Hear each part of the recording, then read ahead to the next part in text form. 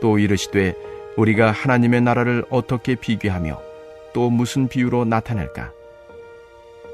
겨자씨 한 알과 같으니 땅에 심길 때에는 땅 위의 모든 씨보다 작은 것이로되 심긴 후에는 자라서 모든 풀보다 커지며 큰 가지를 내나니 공중의 새들이 그 그늘에 깃들일 만큼 되느니라. 예수께서 이러한 많은 비유로 그들이 알아들을 수 있는 대로 말씀을 가르치시되 비유가 아니면 말씀하지 아니하시고 다만 혼자 계실 때에 그 제자들에게 모든 것을 해석하시더라.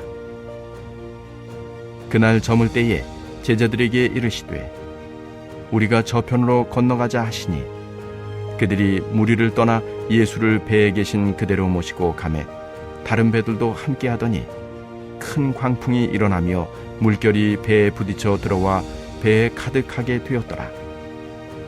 예수께서는 고물에서 베개를 베고 주무시더니 제자들이 깨우며 이르되 선생님이여 우리가 죽게 된 것을 돌보지 아니하시나이까 하니 예수께서 깨어 바람을 꾸짖으시며 바다더러 이르시되 잠잠하라 고요하라 하시니 바람이 그치고 아주 잔잔하여지더라.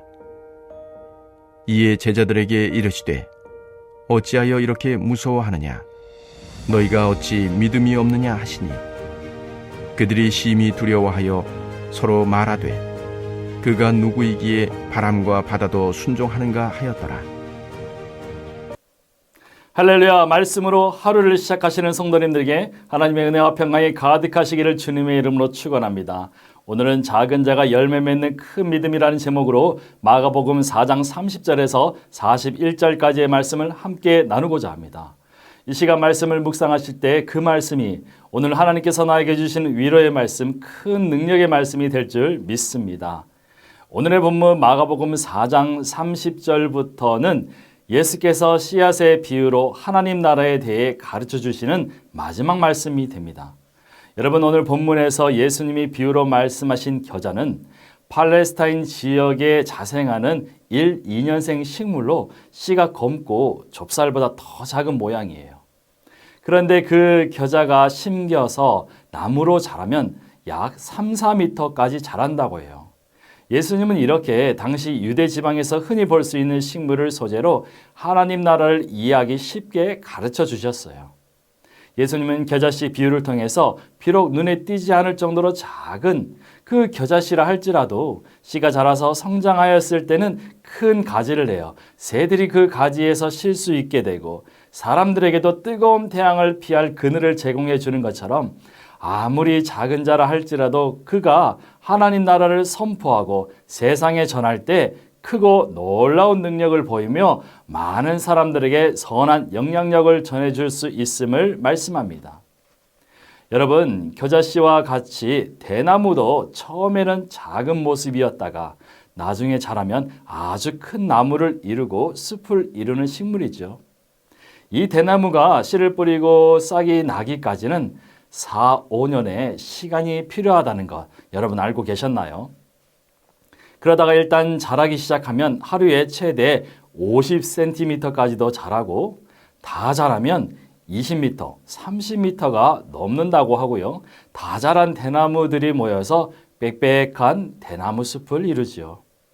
마찬가지로 하나님 나라는 당시 유대인의 눈에는 겨자씨처럼 잘 보이지 않던 갈릴리 청년 예수로부터 시작됩니다. 또한 부활하신 예수 그리스도를 따르는 12 제자들과 바울에 의해서 복음이 전해지고 교회가 세워져 오늘날 전 세계 수많은 사람을 살리는 생명의 말씀이 된 것이지요. 아무도 주목하지 않았던 갈릴리 시골 사람들을 통해 하나님이 놀랍게 역사하셨고 하나님 나라의 복음이 유대와 사마리아를 넘어 로마를 통해 전 세계로 퍼져나갔습니다. 그리고 오늘날 수십억 명이 예수님의 제자가 되었고 하나님 나라의 거룩한 백성으로 살고 있어요. 그렇다면 오늘 우리도 복음을 전하고 하나님 나라를 이 땅 가운데 세우는 일에 쓰임받기를 원합니다. 겨자씨처럼 작고 연약한 우리들, 남들이 알아주지 않고 주목하지 않는 인생이지만 내가 서 있는 지금 이곳에서부터 씨를 뿌리고 가지를 내며 작은 우리가 모여서 큰 숲을 이루며 복음의 열매를 맺는 인생 되기를 소망합니다. 감사와 기쁨이 있는 가정, 위로와 회복이 있는 교회가 되어 땅끝까지 복음을 전하며 더 큰 하나님 나라를 이루며 살아가는 저와 여러분이 되기를 간절히 소망합니다. 이처럼 예수님은 비유로 제자들을 가르치셨고 무리들에게 하나님 나라에 대해서 이해하기 쉽게 설명해 주셨어요. 그런데 백향목으로 성전을 세우고 강력한 군사력으로 이방 나라를 쳐부수는 그런 메시아를 기대했던 유대인들에게 겨자씨처럼 초라한 모습으로 오신 예수님은 매우 실망스러웠을 겁니다. 그래서 그들은 예수님을 따르며 말씀을 듣기는 했지만 끊임없이 예수님과 논쟁하고 과연 예수님이 이번에는 어떤 기적을 보이시는가에만 집중하곤 했었지요. 35절에서 예수님은 그런 무리들을 떠나 호수 건너편으로 가고자 하셨어요. 예수님이 가시고자 한 호수 건너편 지역은 데가볼리라고 불리는 지역으로 과거 알렉산더 대왕이 도시를 건설하고 헬라인들을 이주시킨 곳이었어요. 그래서 그리스 헬라 이방인들이 많이 살고 있던 지역이었어요. 예수님이 이곳으로 왜 가고자 하셨을까요? 유대인들에게 하나님 나라를 말씀하시고 가르치셨던 것처럼 이방인들에게도 복음을 전해주시려고 하셨기 때문입니다. 그런데 예수님과 제자들은 이방인을 향해 복음을 전하러 가는 그 사역의 길에서 큰 고난을 만나게 됩니다. 어떤 고난인가요? 37절에서 큰 광풍이 일어났다고 기록했어요. 매우 강한 바람이 불어온 것입니다. 그래서 파도가 배를 뒤흔들고 물이 배 안으로 넘쳐 들어와 급기야 배 안에 물이 가득해서 이대로 가다가는 배가 침몰하는 위험한 지경에 이르렀다는 거예요. 여러분, 흔들리는 배를 타보신 적 있으신가요? 저는 몇 년 전에 함께 사역하던 부목사님과 고깃배를 타고 바다 낚시를 간 적이 있어요. 강원도 강릉 동해바다 어느 항구에서 2만 원만 주면 낚싯배와 미끼까지 다 빌려주고 배를 타고 바다로 나가서 낚시를 하는 일종의 여행 상품이었던 거죠. 저는 바다 낚시는커녕 고깃배를 타본 경험도 없었고 또 배멀미를 심하게 하는 체질이라서 가기 전부터 걱정을 많이 했어요. 그때가 12월 초였는데 그날은 눈까지 내렸어요. 그래서 저는 차라리 눈이 많이 와서 배가 출항하지 못하길 그렇게 바랬어요. 제 바람대로 눈이 많이 왔어요. 펑펑 한반눈이 내렸어요. 그런데요, 앞이 안 보일 정도로 눈이 내리고 바람이 세차게 부는데도 선장님은 배 시동을 거시더라고요. 또 환불은 안 된다고 했어요. 2만 원이 아까워서 포기 못한 저와 목사님 그리고 어느 부부가 배를 탔어요. 저는 선장님께 제발 멀리 나가지 말자고 부탁을 드렸고 선장님은 딱 5분만 나가겠다고 약속해 주셨어요. 배는 세찬 파도를 뚫고 바다로 나갔고 진짜 딱 5분 뒤에 멈춰섰어요. 그런데 저는 낚싯대를 잡아보지도 못하고 갑판에 쓰러졌어요. 머리가 너무 아팠고 숨도 제대로 못 쉬겠더라고요.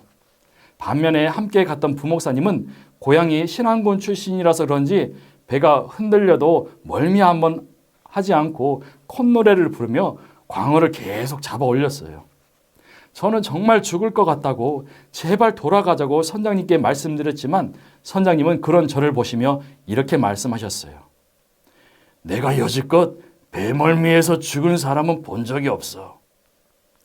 그 후로 저는 정신을 잃고 말았고 깨어보니 육지에 도착해 있더라고요.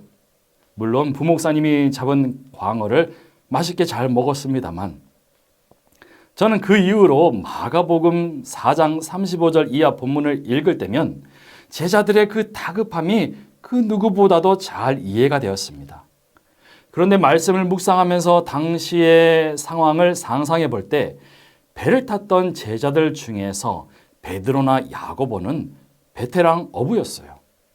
그들은 과거에도 광풍을 많이 겪어봤기 때문에 그래서 자신들의 경험과 기술로 어떻게든 이 위기를 벗어나려고 애를 썼을 거예요.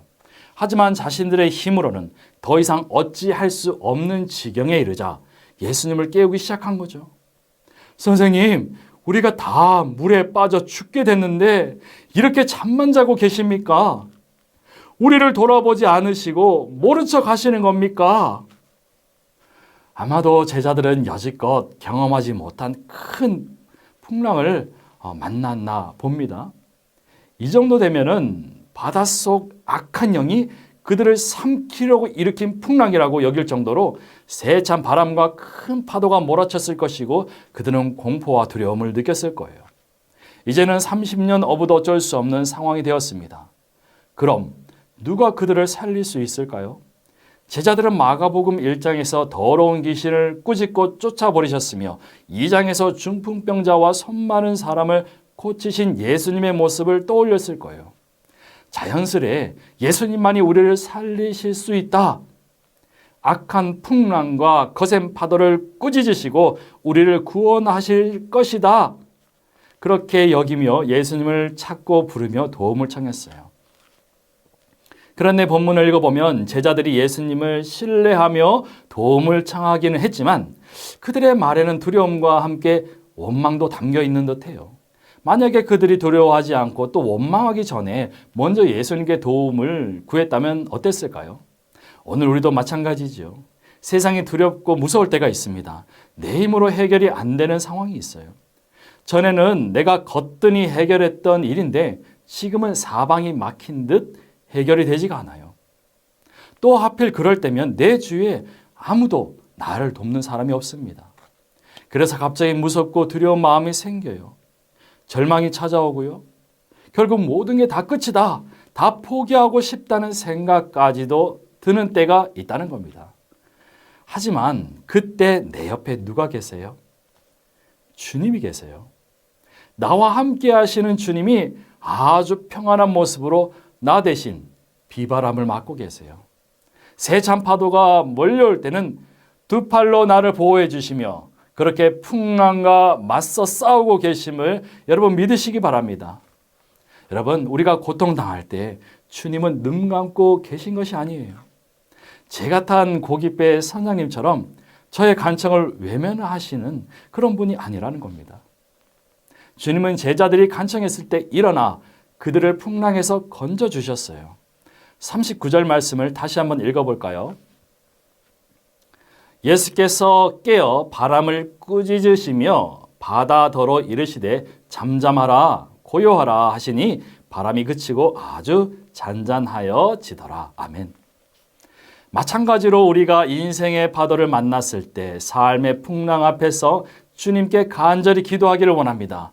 주님, 우리에게 세상을 이길 힘과 능력과 지혜를 주세요. 저 거센 풍랑과 거대한 파도를 두려워하지 않고 돌파할 수 있는 큰 믿음을 주세요. 이렇게 기도하길 원합니다. 여러분, 우리가 세상의 시련 앞에서 두려워하는 이유가 어쩌면 주님이 우리의 인생을 실제적으로 구체적으로 해결해 주신다는 믿음이 부족하기 때문 아니겠어요? 더 크고 성능이 좋은 배를 타고 왔더라면, 더 실력 있는 선장님을 모셨더라면 그렇게 물질과 사람에 의지하고 육신의 결핍을 채우려는 욕심과 후회로 우리의 원망과 두려움이 더 커지는 것 아니겠습니까? 오늘 이 아침 하루의 시작을 주의 이름을 부르며 나아가길 원합니다. 세상을 바라보며 예수의 이름을 선포하길 원합니다. 바다여 잠잠하라. 세상의 악한 영들아 내게서 떠나가라. 죄와 사망의 구렁텅이로 유혹하는 사단 마귀들아 예수의 이름으로 명하노니 우리 가정에서 교회에서 떠나가라. 우리 학교와 직장에서 떠나갈지어다. 아멘. 이처럼 큰 위기와 어려움이 찾아왔을 때 하나님이 우리에게 요구하시는 믿음이 무엇이겠어요? 골리앗을 만난 다윗의 믿음인 줄 여러분 깨닫기를 소망합니다. 다윗은 키가 작고 몸이 왜소했어요. 그래서 갑옷을 입을 수가 없었고 방패를 들 수도 없었지요. 그렇게 작은 자가 하나님 아버지의 이름으로 나아갔을 때 거인 골리앗을 물리칠 수 있었잖아요. 오늘 저와 여러분이 구할 것은 세상의 큰 복이 아니에요.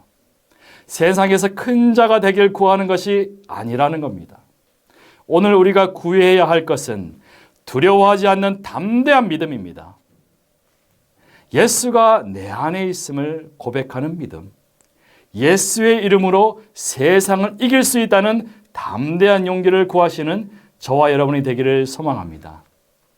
그리야 할 때에 주님은 우리의 간구를 들으시고 우리를 위해 대신 싸워주실 것입니다.